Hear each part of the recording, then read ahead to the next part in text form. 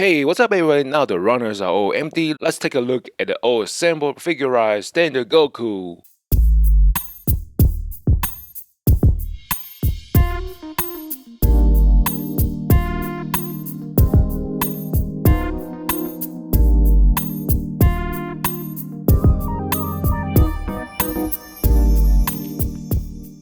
So let's first take a look at all the accessories, a holder or adapter that allows you to use Gundam Action Base 2 for the figure. You get a right hand of 2 fingers for instant transmission. Here you have a Kamehameha effect part before it shoots off. It's like lights are bleeding out in between the fingers. Now, I'm not sure why this piece is easy to come off, but it doesn't seem to hurt anything. Other than the fists, you also get a pair of hands that are like claws for Kamehameha and other attack motions. A meaner face with open mouth, almost shouting, second Kamehameha that's shooting out on the clear stand. At first thought it comes with a clear stand, but it's the stand for the fake parts. The stand is height adjustable, very simple construction, basically an inner post and an outer post with various slots, just snapping in at a desirable height. Let's take a look at articulations. Goku can look down quite a bit. There are actually 2 joints, so you can make Goku do a little chicken neck. You can dislocate his shoulders to give him a better reach. Elbow not quite at 120. You can reach past the center of the chest. Before we move to the lower body, the front part of the hair are easily removable for changing out the face. There are 2 movable joints at the waist. One inner and one outer allow for greater range of movement. You can dislocate the hip-thigh joints. If too much it'll pop out, you can just pop it back and push it in to reduce the gap. Knee bend at 120. You can roll the ankle very easy, but front to back is very stiff, making it a bit harder to adjust and keep both feet on the ground. You can really point the toe downward, showing you exposed joints from the back. Look at Goku about to instantly transmit. When you keep the pose quite simple, the joint gaps are kept at minimal. Also note the boots, all the rates are decals, and they don't look too bad. When you start posing the figure, especially near the articulation limit, some parts will start to separate a bit to show the thicker seam lines.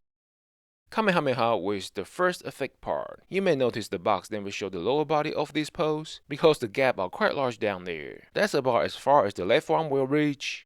Also, I'm using a Gundam Action Base 2, and you can use it with other Bandai models, including Gundam model kits. It's only about $6 to $8 with shipping, and I'll include a link in the description below.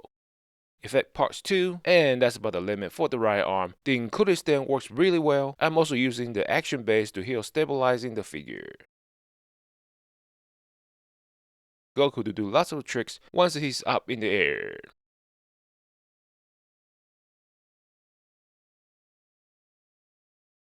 A high kick, this one looks better from an angle and not straight on.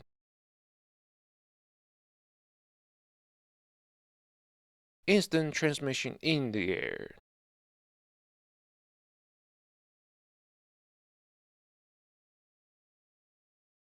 Just get him floating in the air. If you haven't assembled any model kits before, this one is fairly easy to snap together following the instruction manual. If you have assembled Gundam kits before, this is fairly similar and no harder than an HG kit. Like some of the newer Gundam kits, this figure mostly made out of polystyrene, which is mostly a plus. ABS is stiffer, harder, better resistant to heat and chemical, but also a bit more brittle, so polystyrene makes it easier to deal with gate marks. The stretch mark isn't as easy to show up, and the plastic is a bit easier to trim. So some of you are probably collecting SH Figuarts. Here's a comparison. As you can see, the Figuarts is quite a bit larger. The shoulder joints are blending in much better on the Figuarts. The hip joints were done quite similarly, so as the knees. The hair of the Figuarts doesn't go up as much, and not as shiny.